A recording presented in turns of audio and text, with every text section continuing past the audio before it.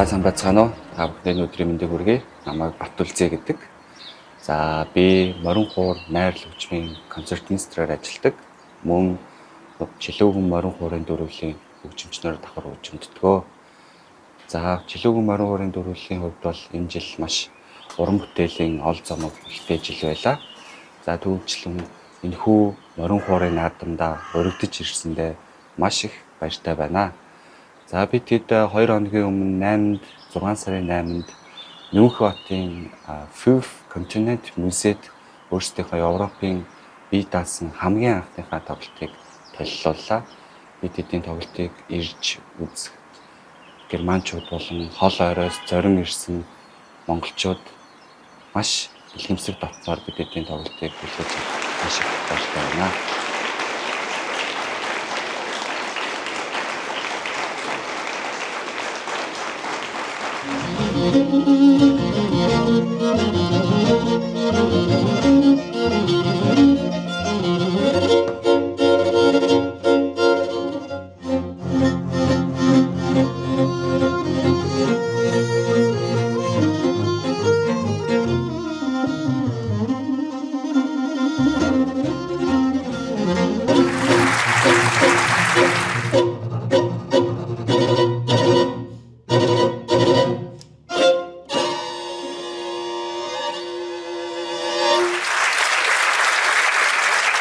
За 14-15-нд Ингольштадт хотод болох одоо Морин хуурын 2 дугаар наадам маань зохион байгуулахад ер нь тун ойрхон болсон байна. Би тэд энэхүү хуурийнхаа наадамдаа гала концертанд Чилүүгэн Морин хуурын дөрвөл мөн аялгүй гişгэ хүрэхэд бэлэн болцсон байна.